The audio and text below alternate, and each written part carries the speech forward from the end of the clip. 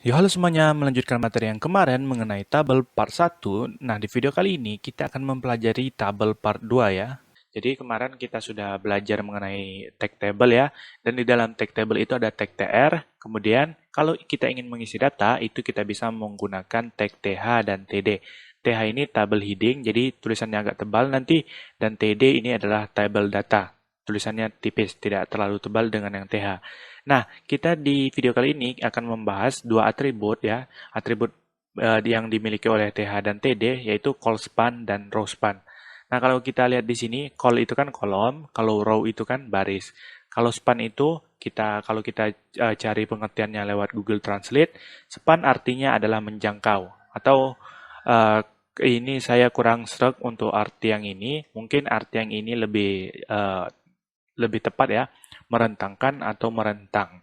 Jadi span itu kalau di HTML merentangkan atau menggabungkan. Jadi seperti ini misalnya ada sebuah contoh.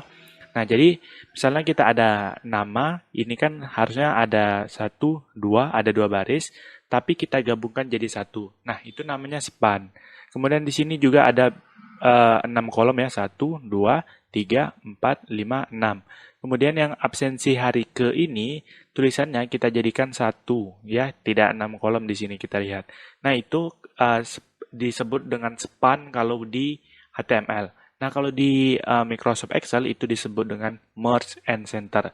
Sebenarnya sama saja ya, cuma beda istilah. Merge itu kan artinya menggabungkan dan center artinya menengahkan. Jadi, kalau di HTML nantinya yang span itu sama aja kayak merge and center di Microsoft Excel.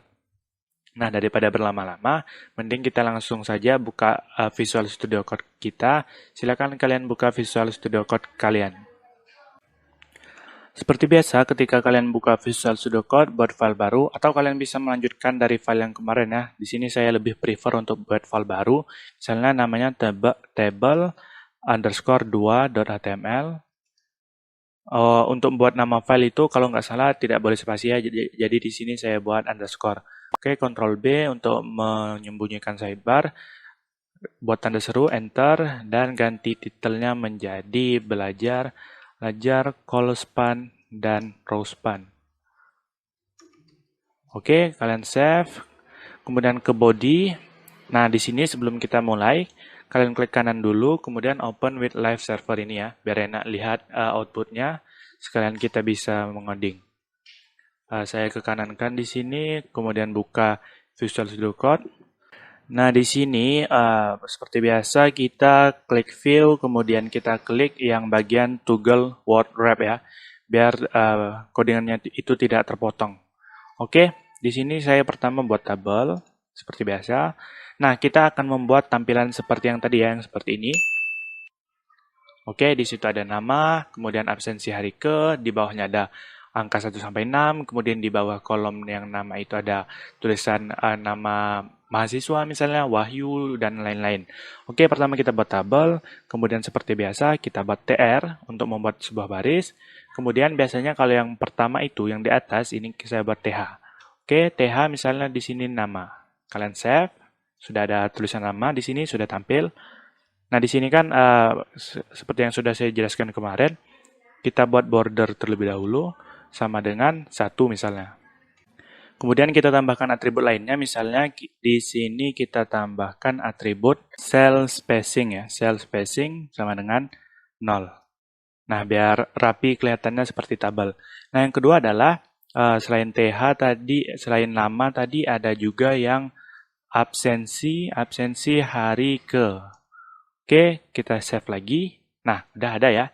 Nah, di bawah absensi hari ke ini kan ada angka 1, 2, 3, 4, 5, 6. Oke, berarti kita buat baris baru di sini, TR. Di sini TD misalnya. TD itu kan biar tidak bold tulisannya. Kemudian di sini mungkin saya buat 1. Ctrl Shift D, 2, 3. Oke, mungkin 3 dulu. Nah, kalau saya buat 3 itu tampilannya seperti ini ya, teman-teman. Bisa kalian lihat sendiri. Nah, untuk merapikan ini, pertama, kita kan kalau kita lihat di PowerPoint tadi, di sini kita lihat nama itu mempunyai dua buah baris yang nyatu ya. Jadi 1, 2 itu nyatu. Oke, kalau kita kembali ke codingan, jadi kita bisa buat row span sama dengan 2. Ctrl S. Oke, sudah jadi ya yang nama.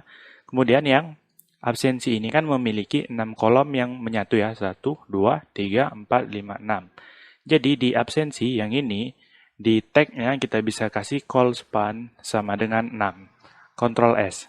Nah, itu sudah rapi seperti ini ya.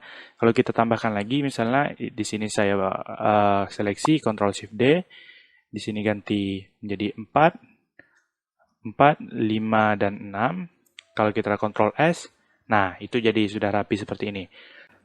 Kemudian kalau kita kembali lagi di PowerPoint, di sini ada nama ya, Wahyu, Adam, dan Fatur. Nah, di sini mungkin saya membuat nama Wahyu ini saja. Jadi kita buat baris baru, kemudian TD, kemudian di sini namanya Wahyu misalnya. Ctrl S. Oke, ini sudah jadi ya Wahyu ya. Jadi tinggal kita tambahkan lagi TD misalnya, TD O misalnya. Ctrl S, nah itu sudah ada ya.